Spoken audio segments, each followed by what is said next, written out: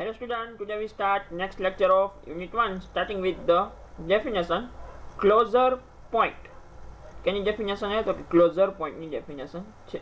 આપણે limit point ની definition જોઈને એના જેવી જ છે ક્લોઝર પોઈન્ટ ની ડેફિનેશન. જોઈએ શું ડિફરન્સ છે. તો કે late XD be a metric space. Let XD be a metric space and a subset of X. S એમાંથી આપ્યો તો કે મેટ્રિક સ્પેસ ના X ની અંદર તમને આપેલો છે કે a subset of X and a point A belongs to X is called closure point of A.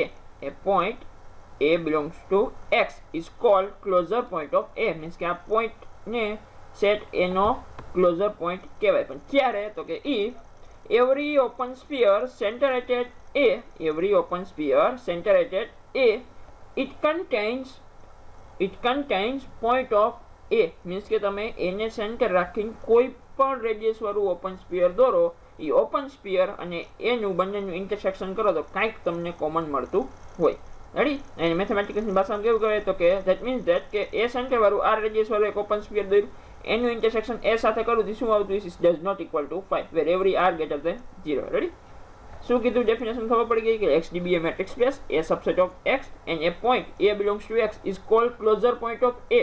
Means કે આ પોઈન્ટને સેટ A નો ક્લોઝર પોઈન્ટ કહેવાય. ક્યારે કે if every open sphere centered at A, it contains point of A. Ready? Means કે open sphere નું A સાથે intersection કરો શું આવશે is does not equal to 5. Means કે આ point A રહ્યો અને આ set એનો શું કહેવાય તો કે closure point કહેવાય.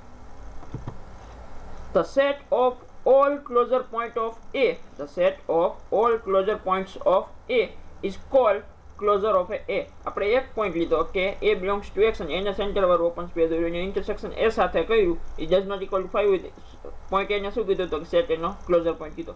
એવા તો કે the set of all closure point means કે બધા જ ક્લોઝર પોઈન્ટ સેટ એના એવો સેટ હોય કે the set of all closure point of A means કે સેટ એના જેટલા ક્લોઝર પોઈન્ટ મળતા હોય બધા જ ક્લોઝર પોઈન્ટનો સેટ હોય એને શું કહેવાય is called closure of A. મને શું કહેવાય તો કે closure of A કહેવાય and it is denoted by A bar. શું કીધું ખબર પડી ગઈ? બધા જ ક્લોઝર પોઈન્ટનો સેટ મીન્સ કે the set of all closure points of A is called closure of A and it is denoted by A bar. Next to theorem કે A bar is equal to A union A dash. આવું તમારે સાબિત કરવાનું છે કે A bar is equal to A union A dash. Means કે આ બંને શું થાય ઇક્વલ થાય એવું તમારે દર્શાવવાનું છે. જોઈએ આપણે પ્રૂફ. તો કે late X belongs to A union A dash ની અંદરથી લઉં. રેડી? મેં શું લીધું X તો કે A union A dash ની અંદરથી લીધો. હવે મારા બંનેને ઇક્વલ દર્શાવવા મીન્સ કે શું કરાય તો કે A union A dash ને સબસેટ ઓફ A bar દર્શાવી દો અને A bar ને આનો સબસેટ દર્શાવી દીધો. બે ઇક્વલ થઈ જાય. જોઈએ આપણે એવી પ્રોસેસ કરી. તો X એમાંથી લીધો A union A dash ની અંદર લીધો. X આમાંથી લીધો મીન્સ કે ધેન આઈધર X A માં પણ હોઈ શકે ઓર A dash ની અંદર પણ હોઈ શકે કેમ કે એના બંનેના યુનિયનમાં છે મીન્સ કે X A માં હોઈ શકે અથવા A dash ની અંદર પણ હોઈ શકે. નેક્સ્ટ આપણે જોઈએ ફર્સ્ટ તો કે X ને હું એમાંથી લઉં. X belongs to A.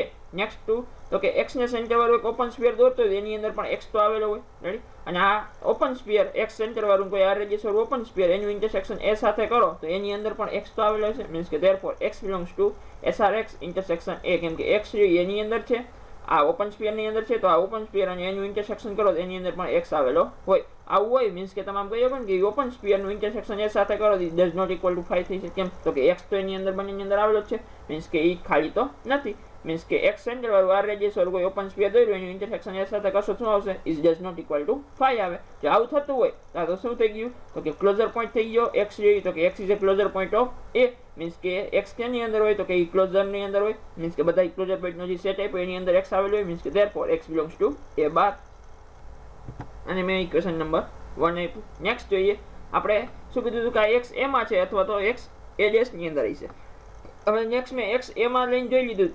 હવે નેક્સ્ટ શું કરશું તો કે X ને હું A dash ની અંદર જોઉં. A dash એટલે શું તો કે સેટ એના લિમિટ પોઈન્ટ નો સેટ મીન્સ કે આ શું છે તો કે ડિરાઇવ સેટ છે. રેડી? મીન્સ કે X belongs to A dash. X A dash ની અંદર છે મીન્સ કે X શું છે તો કે limit point of set A થતો હશે. મીન્સ કે લિમિટ પોઈન્ટ હોય X મીન્સ આ કન્ડિશન લખી શકો તો કે X સેન્ટર વાળું ના કોઈ પણ રેડિયસ વાળું ઓપન સ્ફિયર દોરવું એનું ઇન્ટરસેક્શન A સાથે કરું એને ઇન્ટરસેક્શન માંથી X બાદ કરી દે શું હોય is does not equal to 5 જોઈએ. હવે જો એના ઇન્ટરસેક્શન માંથી તમે X બાદ કરી દીધું તો is does not equal to 5 છે મીન્સ કે એના ઇન્ટરસેક્શન ની અંદર કંઈક તો કોમન હશે જ મીન્સ કે ઓપન સ્ફિયર નું ઇન્ટરસેક્શન A સાથે કરો તો એ શું થતું હશે ડઝ નોટ ઇક્વલ ટુ 5 થતું હશે. Ready? therefore X belongs to F બાર, કેમ કે આ કન્ડિશન શેની થઈ ગઈ તો કે ક્લોઝર પોઈન્ટની કન્ડિશન થઈ ગઈ, મીન્સ કે x શું થઈ ગયો સેટ એનો ક્લોઝર પોઈન્ટ થઈ ગયો. Ready, therefore x belongs to શું થશે a બાર. અને ઇક્વેશન નંબર 2 દઈ દો. નેક્સ્ટ હવે બે કેસ જોયા કે પહેલા આપણે શું લીધું, x belongs to a union a dash લીધું હતું કે x belongs to a union a dash ની અંદર છે. પછી શું કીધું, x a માં હોઈ શકે અને x a ડેશ ની અંદર પણ હોઈ શકે. બંને કેસ લઈને જોયા કે x a માં છે તો શું થાય, x a ડેશ માં છે શું થાય. બંને કેસ ની અંદર x a માં હોય તો x a માં આવી જાય તો કે x a બાર માં આવી જાય છે, x a ડેશ ની અંદર હોય તો x a માં આવી જાય તો કે a બાર ની અંદર આવી જાય. રેડી, મીન્સ કે ફોર બોથ કેસ x કે ની અંદર આવે તો કે a બાર ની અંદર આવે. હવે x લીધો તો શેમાં, a યુનિયન a ડેશ ની અંદર, x આવે શેમાં a બાર ની અંદર, મીન્સ કે એના ઉપર આમ કહી શકો therefore a union a dash is subset of a બાર. કેમ તો કે x a union a dash ની અંદર હતો અને અહીંયા આવે શેમાં x a બાર ની અંદર આવે, મીન્સ કે એના ઉપર આમ કહી શકો કે a union a dash is subset of a bar. Equation number અને 3 દઈ દો.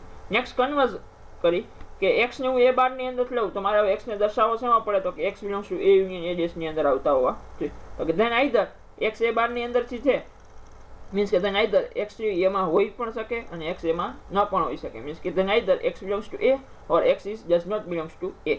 રેડી, કેમ કે આપણે ક્લોઝર પોઈન્ટ 3 શેમાંથી લઈ તો કે મેટ્રિક્સ સ્પેસનો જે સેટ આપ્યો એમાંથી લઈ કે a belongs to x, means કે એ રહ્યો એ સેટ n નો મેમ્બર હોઈ પણ શકે અને ન પણ હોઈ શકે. Ready, then either x belongs to a or x does not belongs to a. હવે પેલો કેસ હું શું લઉં તો x હું a ની અંદર લઉં. હવે x a ની અંદર હોય તો x તો a યુનિયન a ડેશ ની અંદર તો આવવાનો જ છે ને, મીન્સ કે x belongs to a અને is a subset of a union a dash, કેમ કે a આખો રહ્યો એ યુનિયન a ડેશ ની અંદર તો આવતો જ હશે, મીન્સ કે x પણ એની અંદર આવતો હોય, therefore x belongs to a union a dash થશે.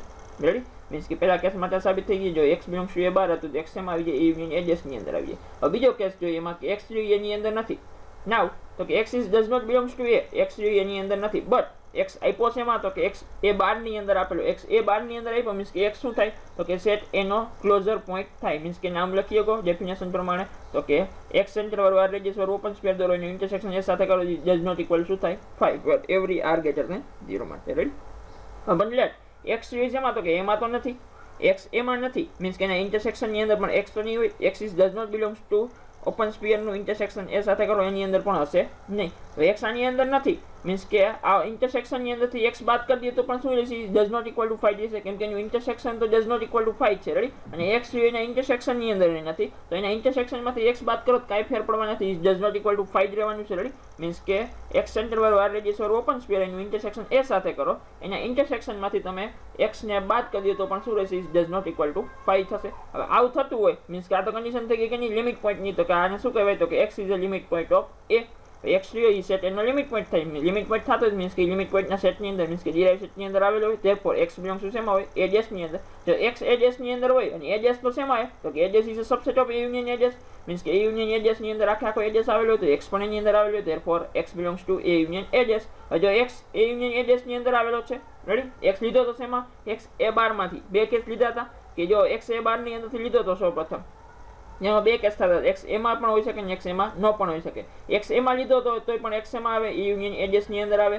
x એમાં નથી એવું લીધું તો પણ x એમાં આવે તો કે a યુનિયન a ડેશ ની અંદર આવે. તો કે આ કેસ ઉપર તમે શું કહી શકો કે x લીધો છે એમાં a બાર ની અંદરથી, x આવે છે એમાં a યુનિયન a ડેશ ની અંદર, મીન્સ કે therefore a bar is a subset of a union a dash થઈ જાય કે a bar is a subset of a union a dash. અને ઇક્વેશન નંબર 4 આપો. ઇક્વેશન નંબર 3 શું છે તો કે ઇક્વેશન નંબર 3 આવું કે a union a dash is a subset of a બાર. આ ઇક્વેશન નંબર 3 છે. 4 કયું આવ્યું તો કે a bar is a subset of a union a dash, means કે ઇક્વેશન 3 and 4 બંને ઉપર શું કહી શકો તો કે a bar is equal to a union a dash થાય. રેડી, ઇક્વેશન 3 અને 4 ઉપર તમે શું કહી શકો કે a bar is equal to a union a dash. Clear?